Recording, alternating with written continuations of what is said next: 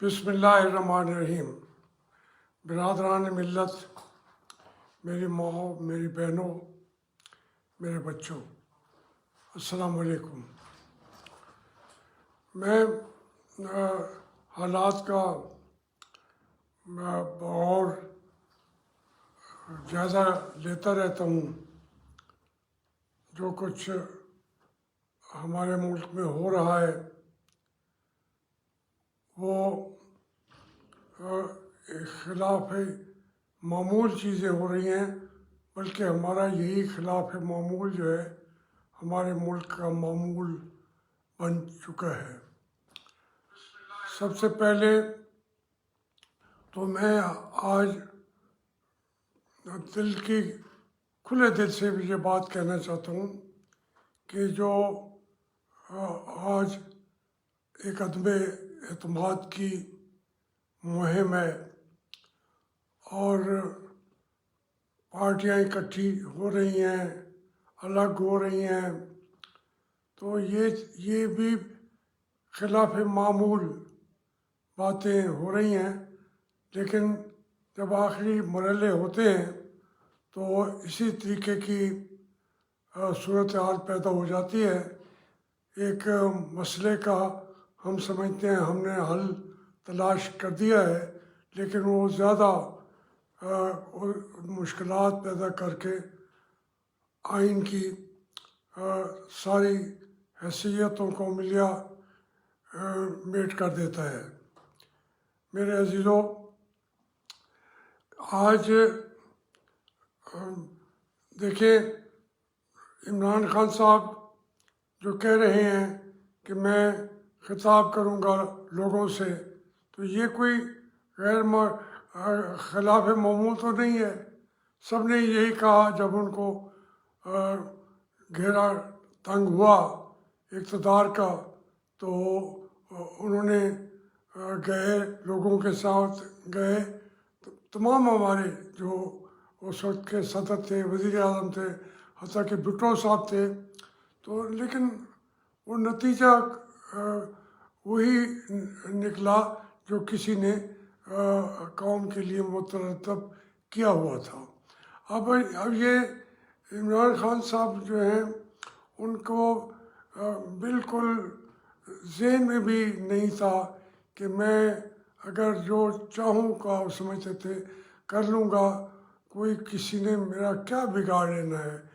इस कैफियत में वो रहे, तो जो लाने वाले थे वो भी उनके नाज नखरे उठाते रहे, वरना कोई ऐसी बड़ी शाय तो नहीं था इमरान खान। हम सब जानते हैं। मुझे तो खुद पे ये अफसोस होता है, जब मुझे फालिज हुआ था 2 साल तक मैं अपने घर के बेडरूम में, या यूँ समझे कि मैं तारीख के काठ कबाड़ के कमरे में पड़ा था, मुझे कोई पूछ भी नहीं रहा था। पार्टी ने भी थोड़ा अगमास बरत लिया, तो मैंने सोचा कि हाँ बस यही मेरा मुकद्दर था, ये मेरे साथ पार्टी तो ने तो नहीं किया, अल्लाह ताला ने किया है, तो अब मुझे अल्लाह से तो कोई गिला मैं नहीं कर सकता। उसकी इतनी इनायात है मुझ पे, उसकी इतनी नेमतें हैं मेरे ऊपर, तो एक फालिज के साथ अगर मुझे उसने इम्तिहान ये दे भी दिया है, तो मुझे उस इम्तिहान से हौसले और हुनरमंदी से गुजर जाना चाहिए। लेकिन इमरान खान ने मेरी दुखती रग को छेड़ा। मुझे पता था कि मैं पॉलिटिशियन हूँ, या मैं जैसे कि समझते हैं मैं मिस्त्री हूँ। मैं जानता था कि सियासत के अंदर क्या क्या कंट्रीब्यूट करना चाहिए। उसने वही मेरी दुखती रग पे हाथ रखा। वो आए, मुझे कहने लगे कि मेरे पास पार्टी नहीं है, मेरे पास नारा है, आप इस पार्टी को थोड़ा सा मुनज़्ज़म कर देंगे तो मैं छोटी सी पार्टी हूँ, चंद सीटें आ जाएंगी तो हम एक रोल अदा करेंगे। तो मैंने समझा तो मैं तो बेकार हूँ, मुझे तो हर्फ मोमिन समझ के फेंक दिया गया है। तो अगर ये मुझसे ये काम कराना चाहता है तो ये मुल्क की खिदमत है, मैं कर देता हूँ। तो मेरा ना किसी को गिराना मकसूद ना था, ना इनकलाब बर्पा करना मकसूद था, लेकिन उसने मेरी दुखती रग पे हाथ रखा। तो ये मैं आपसे अर्ज़ करना चाहता हूँ, इसी तरह से पूरी कौम की दुखती रग पे हाथ रखा। मुखालिफिन को पहले भी सियासतदानों के एक इमेज तो बना होता है, करप्शन है, लूट पार है, फौज हमारी जो है वो बड़ी दुश्मन है अपनी मुल्क की हुकूमतों की, जमहूरी हुकूमतों की, क्योंकि वो बाहर की हुकूमतों के मुल्कों के दुश्मन हैं, लेकिन उनको भी कुछ बिगाड़ नहीं सकते। मगर जिस तरीके से वो अपने मुल्क की हुकूमतों को गिराना पड़े, तो वो तो एक चश्मे ज़दन में आगे बढ़ते हैं और पूरी जो हुकूमतें, पूरी अपोजिशनें वो मैदान में उसका लाशों की तरह उसके पाँव पे गिरी पड़ी होती हैं और वो हुकूमतों को तब्दील करने में एक चश्मे ज़दन में वो पूरी हुकूमत बदल देते हैं और कहते हैं हमारी मर्ज़ी की हुकूमत आ गई। तो इसलिए मैंने 2-3 चीज़ें मैंने वाज़ेह की थी। इमरान खान ने जब मुझे मिन्नत की, कहा, मैंने कहा मैं मुस्लिम लीग को तो नहीं छोड़ सकता। उसने कहा जी मैं भी मुस्लिम लीग ही हूँ, आप सिर्फ मुनज़्ज़म कर देंगे एक छोटी सी पार्टी। तो मैंने समझा ठीक है, ये मेरी गलती थी।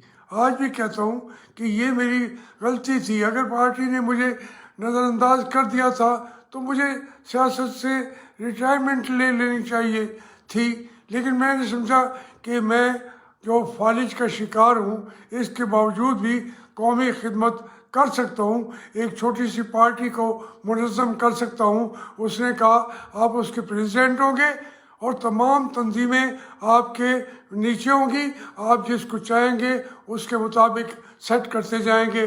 तो मैं उसी तरीके से चला गया, लेकिन कदम कदम पर इमरान खान ने गलतियाँ की। पहले दिन ही मेरे सामने कहा कि हम ये जाके बात कर लेते हैं कियानी साहब से, ये हम दूसरा क्या था वो पाशा से कर लेते, बात हो गई, फलां से हो गई। तो मुझे अफसोस हुआ, यकीन माने मैं समझता था कि गाड़ी से जिस पर वो मुझे आके उसने रिसीव किया था कराची एयरपोर्ट पे, मेरा दिल करता था मैं इसे छलांग लगा दूँ, मैं किस अजाब में पड़ रहा हूँ। एक दिन फिर मैं अपने कमरे में गया, मैंने हफीज़ुल्लाह नियाज़ी को कहा कि मेरा दिल नहीं करता, अब मैं क्या करूँ।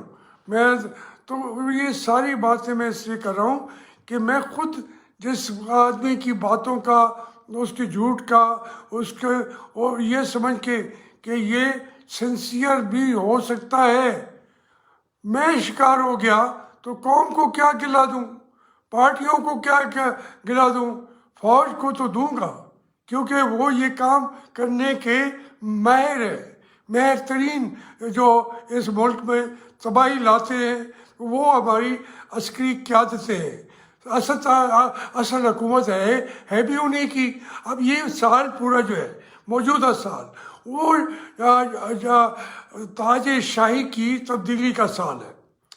लोग वोट ऑफ नो कॉन्फिडेंस में पड़े हुए हैं, अदम एतमाद।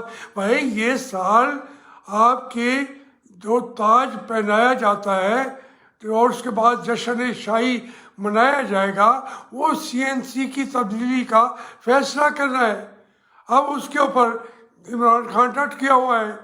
अब जब डट गया हुआ है तो फिर ये ऐसे नहीं रातों रात ये सारी चीज़ें हो रही हैं। तो इसलिए उसको तो उठा के फेंकना, बिल्कुल टके की मेहनत करने की ज़रूरत भी नहीं पड़ेगी, वो तो गिर जाएगा, उसकी ज़रूरत भी नहीं है। वो है क्या, वो बेवकूफ़ समझता था कि मैं कोई असल में गुब्बारे में हवा बहुत भर दी थी उन्होंने, तो वो बेवकूफ़ियाँ करता रहा। उसके जो है मीडिया के लोग, सोशल मीडिया के लोग, उन्होंने यूथिये मेरे बच्चे, उन्होंने कहा कि इनसे बड़ा अक्लमंद कोई है ही नहीं। वो भाई हम तो देख रहे थे कि ये मर रहा है, जब इसको मारा जाएगा तो कोई फातिहा पढ़ने के लिए भी नहीं होगा।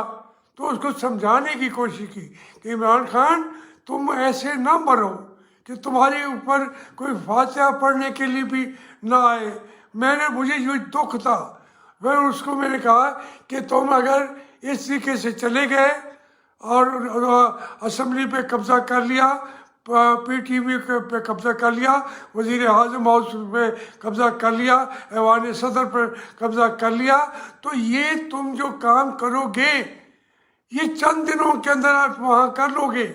लेकिन तुम इन नौजवानों को, बच्चों को जिनको सिखाने के लिए तुम आए हो या मैं आया हूँ, ये जो खड़े हुए नाच रहे हैं, डांस कर रहे हैं, इनके साथ धोखा मत करो। इन बेचारों को पता नहीं है, वो भी मेरी तरह शिकार हो चुके हैं तुम्हारी जो करतूत है, और वो डांस कर रहे हैं बच्चे और बच्चियां। मैंने कहा इमरान तू और मैं इनके बाप हैं। उसने कहा नहीं जी आप फिर जाना चाहें तो चले जाएं। तो इस हालत में मैं यह करना चाहता हूँ, मौजूदा हालात में भी मैं समझता हूँ कि बहुत बड़ी कुर्बानियाँ पहली दफ़ा तारीख में दी जा चुकी हैं, जो मियाँ नवाज शरीफ ने दी हैं, उनकी फैमिली ने भी दी हैं, उनके बच्चों ने दी हैं। ये इससे की मिसाल मिलती नहीं है। जैसा उसकी बीवी, बच्चे, माँ बाप, सारी चीज़ें, कारोबार, सबसे बढ़कर एक एक चीज़, उसके भाई, उसके भतीजे, कोई किसी के साथ जो जुल्म हो सकता था वो किया गया है। अब मैं जो अर्ज़ करना चाहूँगा, आज मौलाना साहब भी जाके मिले हैं चौधरी शुजात हुसैन से। मेरा दिल भी बड़े दिनों से कर रहा है, लेकिन फिर मैं डरता हूँ कि जिस तरीके से लोग मिल रहे हैं मैं उस तरीके से तो नहीं मिल सकता। मुझे तो चौधरी शुजात हुसैन ने मॉस्को में बैठ के कहा था कि मेरे बाप ने कहा था ये तुमसे छोटा है लेकिन ये तुम्हारा बाप है, कोई मुश्किल वक्त हो तो इससे मशवरा ज़रूर करना। ये मैं नहीं कह रहा, चौधरी शुजात हुसैन ने प्रेस के सामने, पूरे साफियों के सामने, मॉस्को के मेन होटल के अंदर बैठ के, मेन लॉबी में बैठ के ये ऐलान फरमाया था। उसने कहा कि शेख रशीद का नाम ना लो, वो बड़ा ऐसा, उसका तो नाम भी ना लो मेरे सामने, मेरे बारे में ये कहा। तो मेरा उनके साथ घरेलू ताल्लुक़ बहुत ज़्यादा रहा है, लेकिन मैं पूछने के लिए भी नहीं जा सकता। इस तरह मैं इन चीज़ों को देखता हूँ और रोकने की कोशिश करता हूँ। इसलिए मैं आपसे अर्ज़ करूँगा, इस जंग में आप भुट्टो शहीद हो गया, बेनज़ीर शहीद हो गए, उनके भाई इसी सिलसिले में मारे गए, आज हम देखते हैं वो भी शहीद हुए। तो इसकी इतनी जो थोड़ा सा हमारे पास मटेरियल है, यही चंद लोग बचे हुए हैं, बिलावल है या मरियम है या हमजा शहबाज है, ये चंद बच्चे हैं। इस सियासत में क़यादत तो पैदा होने के तमाम रास्ते बंद कर दिए गए। कम से कम स्टूडेंट्स यूनियन नहीं रहने देते। स्टूडेंट्स यूनियन से हम लोग बगैर एक पैसा खर्च किए उसी प्लेटफॉर्मों से हम नेशनल लेवल पर पहुँचे। हमने गलत कहा या सही कहा, लेकिन उसके लिए पैसा भी नहीं लगाना पड़ा। अब वो अदारे आप ख़त्म कर देते हैं, पॉलिटिकल पार्टीज़ के रास्ते बंद कर देते हैं, आप इस वक्त लोकल बॉडीज़ का क़यादत पैदा करने के भी बंद कर देते हैं। वो कला आपने झगड़ों में पड़े हुए हैं, वहाँ से क़यादत आती थी, वो भी आपने उसको ख़राब किया, ज़िया साहब ने खुद ख़राब किया। तो इस हालात में जो मैं देख रहा हूँ कि जो मैं कोई ज़्यादा इस वक्त मियाँ साहब ने शायद उनको इजाज़त दे दी है, और मैं आपके सामने कह रहा हूँ स्टूडेंट सियासत का होने के हवाले से कि ये जो अदम इस्तेमाल है ये तो हो गया, इसको रोक भी कोई नहीं सकता। 2-4 में 10 दिन में इमरान खान नहीं होगा।